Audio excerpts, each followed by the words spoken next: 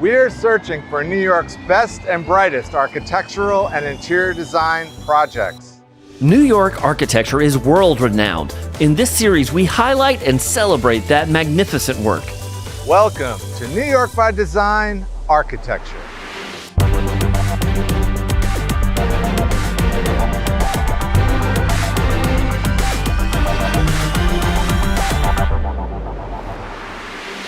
We've gathered a diverse group of design industry leaders at 277 Fifth Avenue Panoramic Penthouse in the Sky to judge which architectural projects will go through to the final to ultimately be crowned this season's winner. Being a judge on a show like New York by Design Architecture is important to me because I have a mission to share great design with the world, and what better way to do it than on television. I was actually really nervous, but it turned out to be a lot of fun. The judging is very real, yes, and sometimes there are some heated exchanges. Yeah, there's a variety of viewpoints, which I think is really cool. So you're getting architects, tradespeople, and different types of architects, you know, so everybody brings their perspective, which is great. Let's get started with our first project. Our search begins right here in Manhattan at 277 Fifth Avenue. 277 Fifth, which is this beautiful glass tower in the sky, has views on all four sides.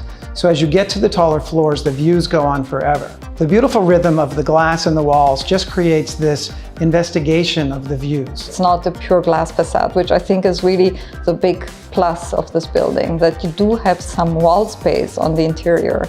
And that also helps, I think, the proportion of the spaces overall. What I love most about the building is it's really a love letter to New York City. 277 Fifth Avenue sits amongst Manhattan's historic icons at the intersection of Midtown and all the neighborhoods downtown. Architect Rafael Vinoly and interior architect Jeffrey Beers were commissioned to bring this finely tailored residential tower home. Jeffrey, thank you so much for the tour. Welcome, Thomas, to 277 Fifth Avenue. I see as soon as I've walked in, you've welcomed me home with this beautiful, stunning library. Yes, this is part of the DNA and the ethos of the design of 277. Our hospitality experience we've brought here in the lobby library really is an extension of your home, and you're meant to feel as if you've entered your apartment really upon arrival at the lobby. Very elegant. Jeffrey, this is a beautiful sculptural stair that connects these two amenity levels. The gesture is one of verticality. It's really a complement to the architecture of the building and, of course, the verticality of New York. The custom chandelier is acting like a column on the exterior, and it's really a spatially sort of very vertical moment. Beautiful. It's a great connection to the collage of New York. So despite the ceiling height here, which is quite tall, I see you've broken this down into subsets of spaces. Yes, we have. It's a grand sort of great ceiling height space, but we have, as you said, created lounge areas. It's a really magnificent sort of extension of your home. You have a living area, you have a lounge area, you have an exhibition kitchen, private dining room. You have many ways to entertain guests, and all with sort of the backdrop of this time machine of New York. This is a wonderful view. That's really quite stunning. Well, if you like this, the penthouse view is beyond belief. Do you think you can get us into one? I think I could arrange that.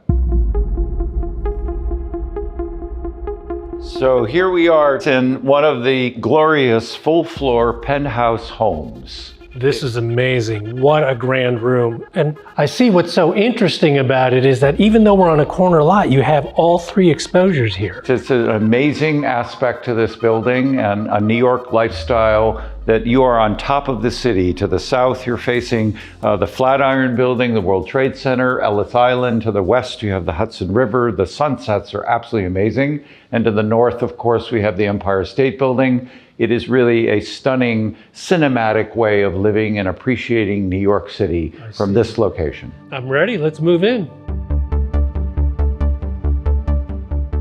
So here in the kitchen, I see how you did embrace that view with another three-sided exposure. Once again, we bring New York really as a backdrop to your living. This was a wonderful opportunity to place the kitchen here off of these outdoor spaces as a social, dynamic area of a New Yorker's lifestyle. So that's interesting. On a floor plate like this, where you have the entire floor, how do you decide to put such an important space and locate it? It was a no-brainer. Most of the units here, we did locate the kitchen in the center of the unit as really the center of life for any family. In this case, we had just such a wonderful opportunity architecturally of locating this kitchen facing Midtown and facing north. What a great place to cook. It is just And a very stunning. functional kitchen layout. I especially love these niches that store all your spices. I'm an avid cook myself. We custom designed all of the kitchens and the baths. They're Miele appliances, Calcutta marbles. The niches are a nice little trick for spices and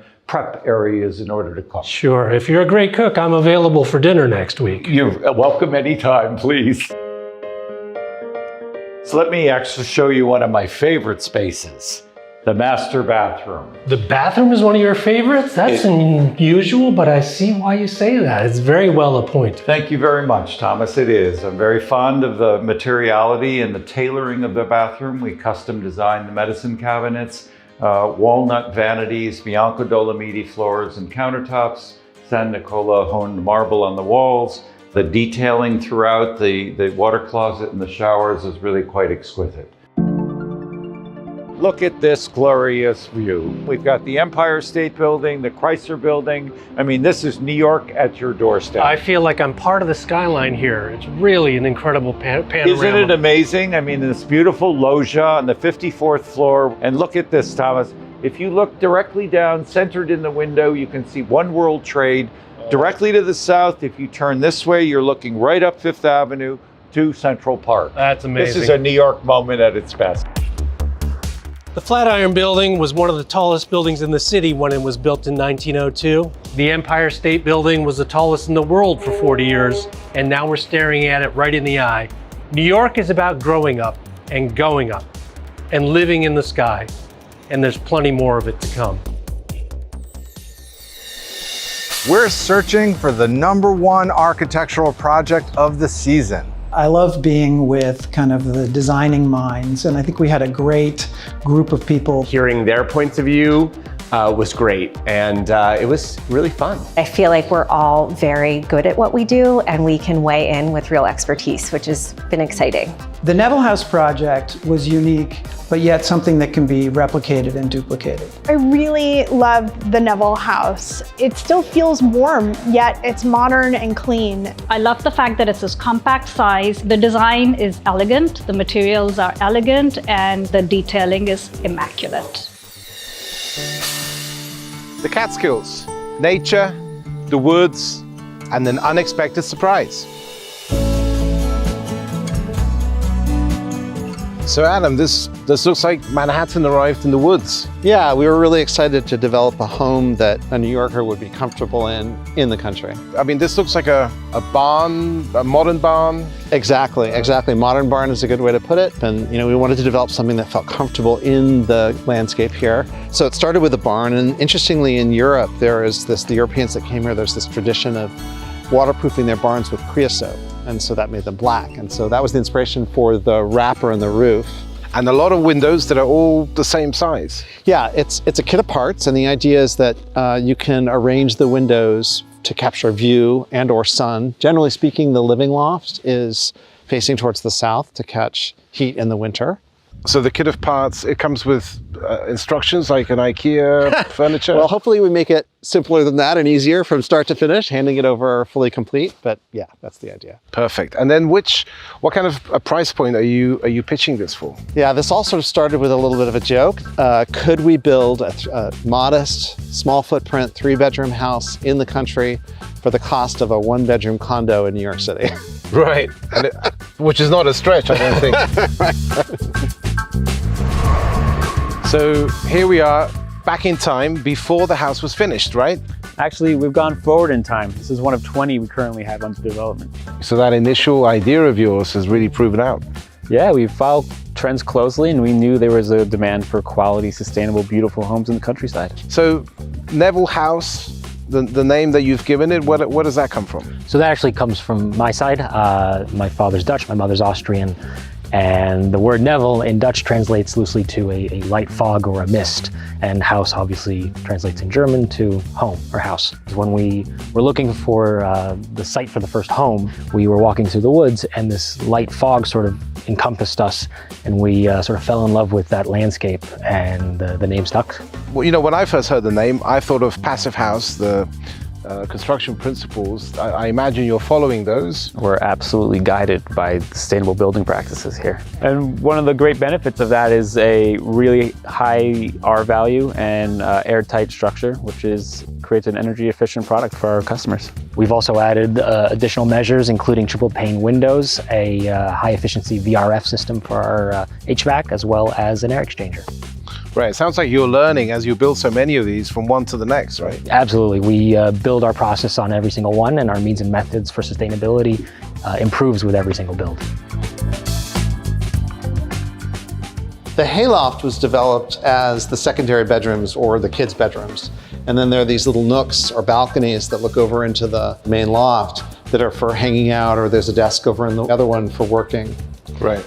And you forgot the cubby, the kids' cubby. Exactly. Above the bathroom, we grabbed a little treehouse or cubby. Yeah, very cute. So then you've used these stairs to really separate front of house living space from kind of private areas. Absolutely, absolutely. So the kitchen and stair block, in a way, create privacy for the bedrooms upstairs and also the primary bedroom downstairs. Right, and what led you to put the primary down here? Well, we found that people actually like that. One level living, no going up and down stairs. So more like that Manhattan loft. Exactly, exactly. Right, and then the main event, the sunroom, the winter garden, the triple height living space. All of the above. I mean, that's what it's about, right? Coming to the country, light, air, sun, view, all that. And then you connect nature, you're bringing in the black to the inside. That was deliberate? Yeah, I mean, black barn in the landscape, and then this element of the kitchen and the stair, this dark object within this light, airy space. Right, and tell me about the material you use for the... So it's pine, so in a way, the trees that got cleared for the site go to the local mill and then end up back in the house, in the walls and the floor. So there's a real connection to the site. Exactly. Even the light fixture, which was custom designed as a sort of centerpiece for the loft, is reclaimed oak. Right. So the end result here is city living in the middle of the forest? Yeah, I mean, we've all come to realize that you don't have to live in a log cabin in the country. And so you can balance good design, good modern design, and all the expectations we have for modern living with a home in the country.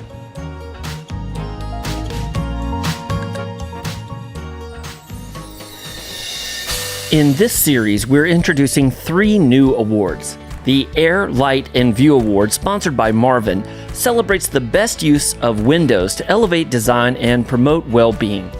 The Interior Design Award, sponsored by Stone Source, honors one interior space that stands above the rest.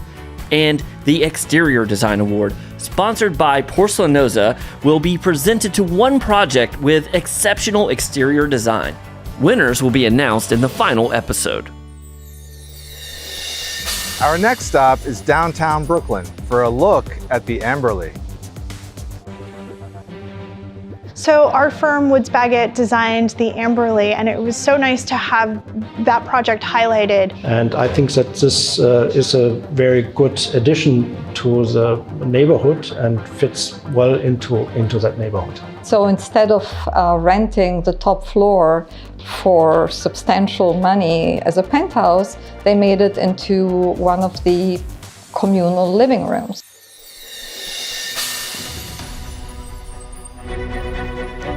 So Matt, tell me about this raging river we're walking through here. Yeah, part of the public plaza here at the building kind of welcome you into the residential building. It's one of the areas we're the most proud of, are these areas where the entire city can come in and be a part of the site and the building and activation. Yeah, now I can see in this corner here, maybe a little food service or something maybe? Actually, part of the requirements of the public plaza is that there's food and beverage included. So this area right here behind us will have loose tables, and this food and beverage area will kind of spill out in the warmer months, kind of before you get over to the residential entry. That's gonna be great.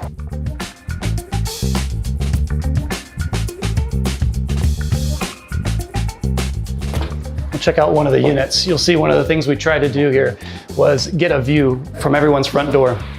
Wow, floor-to-ceiling glass. That makes a huge difference. Yeah, one of the things we tried to design within each of the units to create that sense of being able to go and stand in the window and look out at the city. Yeah, you know what I like about that is that I can see the street activity from here. I don't have to walk right up to the window and look down. Yeah, even up here on the 31st floor, kind of amazing view. Now, 31st floor, and this is a studio apartment. It is, yeah. So something that we worked really hard with the brokerage team was to create a mix of units from the bottom floor all the way to the top floor here. So that probably makes a big difference with the overall community feel of the building. I think so. I think some of the amenities that we've dispersed through the building, having that mix of units throughout as well, creates a lot of energy. Now, is this design strategy working for you? Well, I'll tell you this much. Today when we came out, this was actually the only unit in the entire building that was still available for us to show. Wow, I better get into the rental office quick. Absolutely. That's right. So now, how many more floors until we're at the top? So we're on the 31st floor. There's 2 more floors above us. If you want to go, we can take a look at the top. The penthouse. I'll bring the martinis. Sounds good.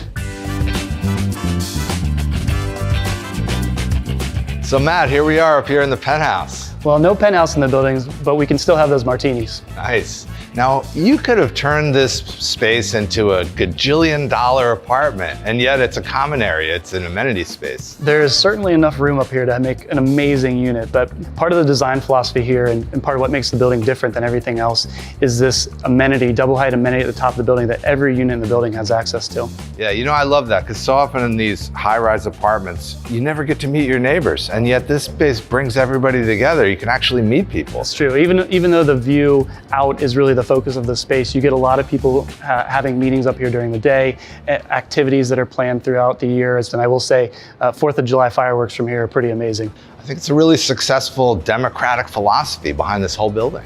Yeah, thank you. We think that's really important within a rental building, that everyone has access to these spaces to create that energy throughout the building.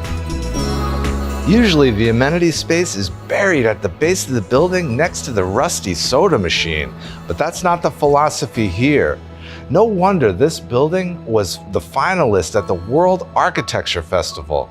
This premier space is dedicated to everyone. Now, where's that martini? Why let the judges have all the fun? Which architectural project do you think should win?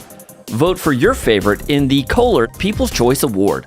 One entry will be chosen to win a Destination Kohler experience at the American Club, the Midwest's only 5-star, 5-diamond resort hotel.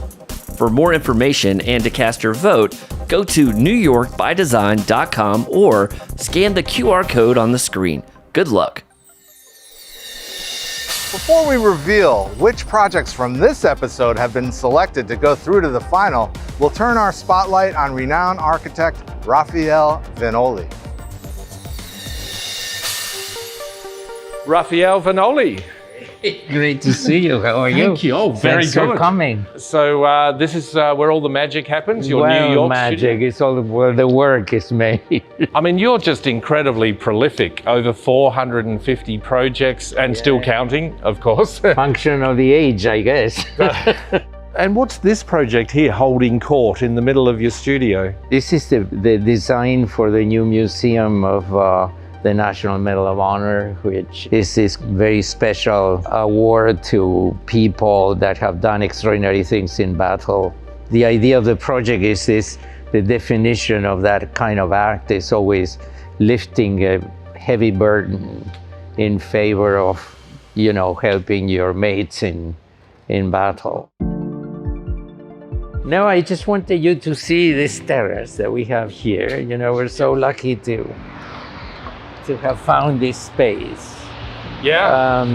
Well, you've just got New York laid out before you. But it is a remarkable view, and that building there that I'm pointing to, it was the first job that I did in New York when I came here in '79.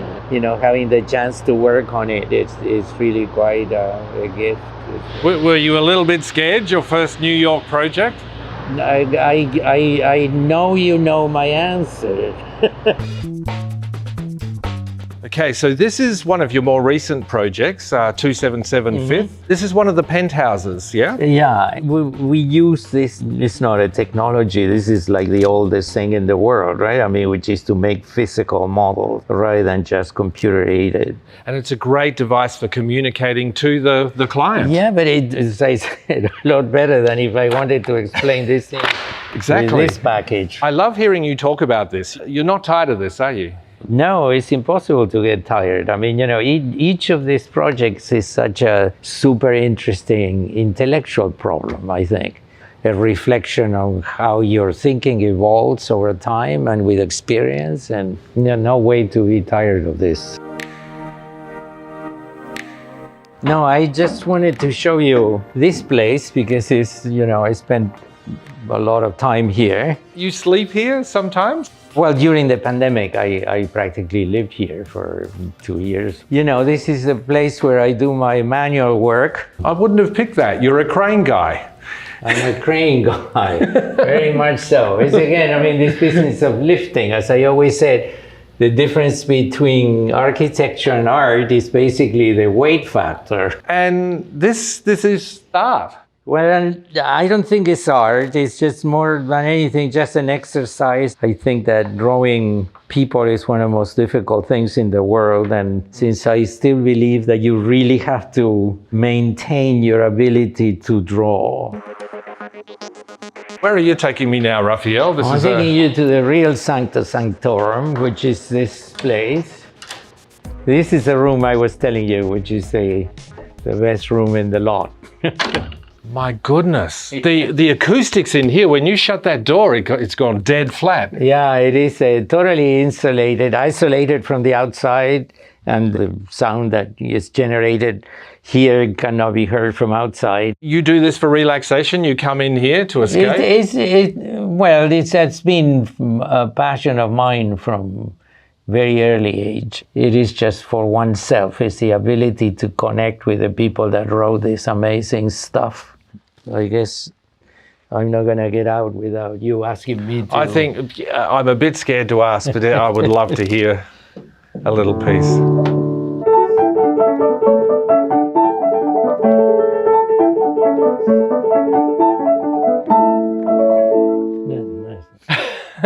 Fantastic. 1638. Yeah, and still playing.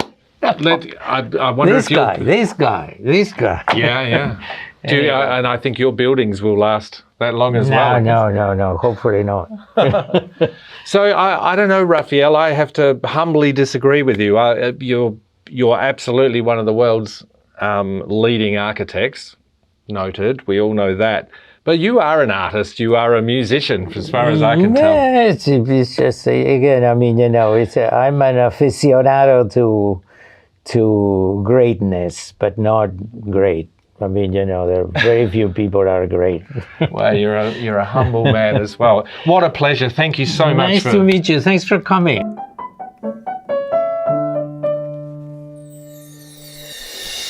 It's finally time to find out which projects have been chosen to go through to the final.